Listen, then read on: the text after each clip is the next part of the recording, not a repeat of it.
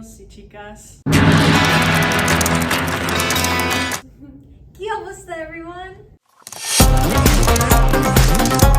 Assalamu alaikum wa rahmatullahi wa barakatuh.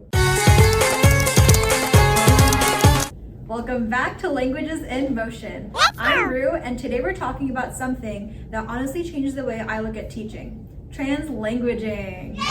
It's this idea that students shouldn't have to separate their languages when they're learning, because every language they use tells part of their story. Exactly. And I love that we're connecting it to both Dos Puentes chapter, Moving Beyond Los Dos Lenguajes, and Dr. Tatiana K's podcast. Both deep dive into how bilingual classrooms can be spaces of freedom instead of restriction.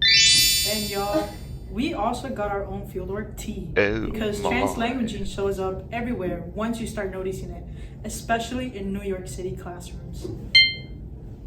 No, literally. You'll see what we mean. All right, cue the music.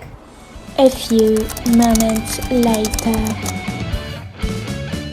In chapter 2, the teachers at Dos Puentes talk about letting kids bring all their languages into the classroom: Spanish, English, and even indigenous languages.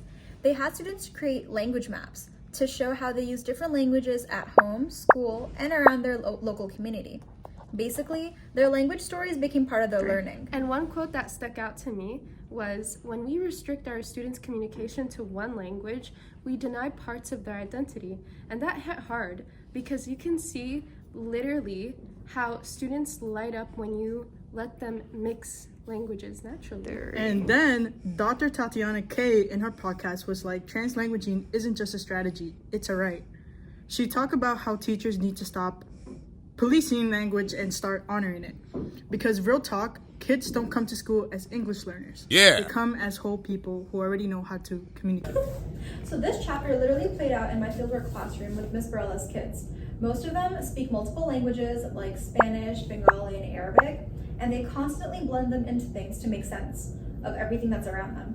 Like one of the students, her name is Safwana, and she once helped another student during circle time by explaining directions in Bengali. Then she turned to me and said in English, "See, Miss Drew, she gets it now." And that was really translanguaging core.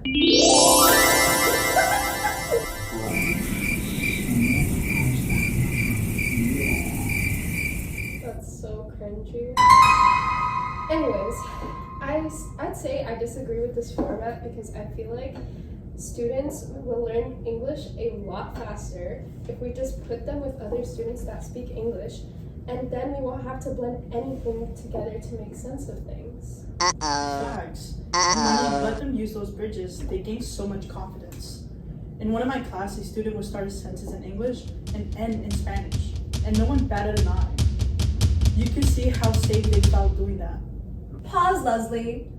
That's what I said, not what Miss Suhela said. And yeah, that's also exactly what Miss K was saying in her podcast, that translanguaging helps students see themselves as smart in all languages, not just English. When you think about it, it's so simple, but also very radical, Suhela. Oh no, guess. a message from your See sister. how it connects to home life too. Dos Puentes had those family Fridays, and your class low-key has that vibe when parents drop off kids and translate for them or switch languages mid-conversation. It's community motion. Period. Translanguaging isn't just an academic thing. It's a love language too. The way kids care for each other through language, it's truly amazing.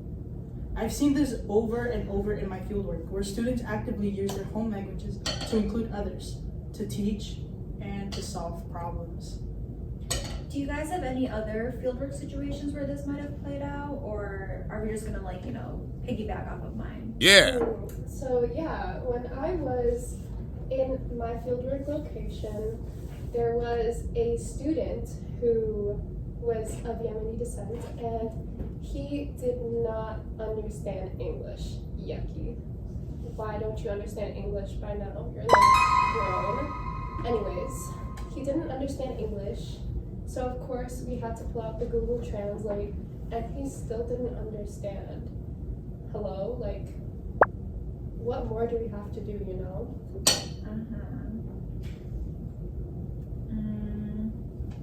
Leslie, do you have anything better to offer for us? Aside from the limiting values that Suhela just presented to us. I think what she said, I agree. You agree? Yes. Again? Why do you agree? What's going on? What's there to agree about? I just feel like, you know, students need to like learn English faster, and if we keep like integrating other languages, it's gonna be very difficult for them to learn English. Okay, but don't you understand that doing that literally strips them away of their personality? This is why we're all having an identity crisis in 2025. Oh, damn. Do you want to be a psychology major next? No. I don't think so. There's limiting jobs there too. So pack it up. Oh, Yeah? clocking. Yeah, clocking it better. Looks like you're gonna clock in for your work and help these kids learn both languages, okay? Okay. All right. Well, how do you suggest we do that? How do I suggest you clock in for work? Do you not show up to work? Dick, bro. No, how do you suggest we integrate bilingualism? And how come only bilingualism? What about all the other languages? No, definitely. I feel like we can integrate other languages within when we talk about bilingualism. I think just people that say, oh, this is difficult and it's just these two languages, that's just not true. There's so much more that goes into just putting all languages together. You have to first look at your classroom. You have to get to actually know the kids that you're dealing with. You can't do that when you don't know them. After you know them and their differences and how they all, work together, is when you can actually go towards, making a lesson plan. Because if you don't know, you can't really personalize anything to them. You're just giving them the simple things that the school wants you to give them. You're just force feeding them. Leslie, do you still agree with her, or are you still coming on my side?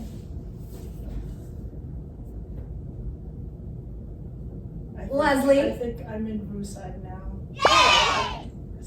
She made I just feel like the way you're teaching kids, it's gonna be difficult for them to learn English. And like these translanguaging techniques, what even are they? Like, what is translanguaging?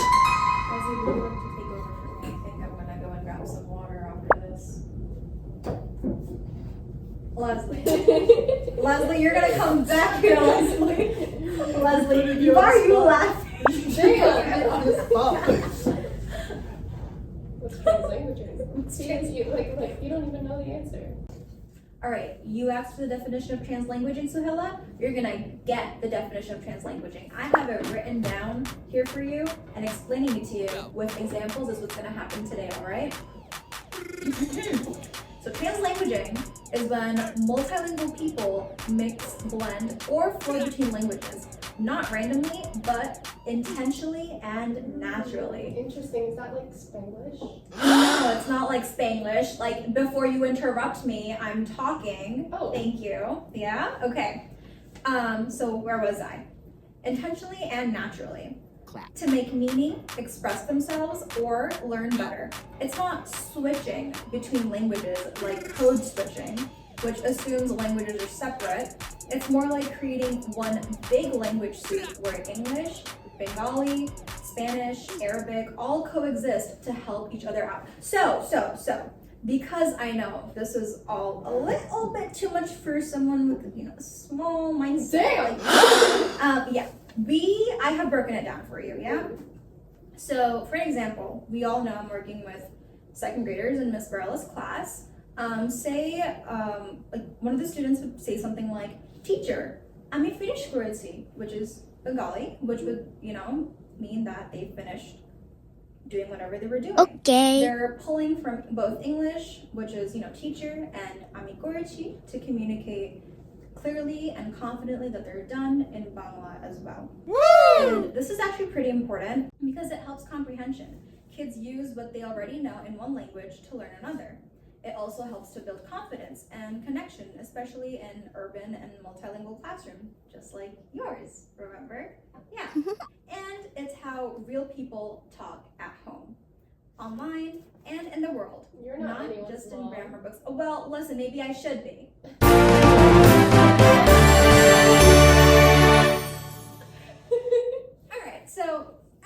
summary to, let all this make sense, translanguaging is basically letting your languages dance together instead of making them stand in one line.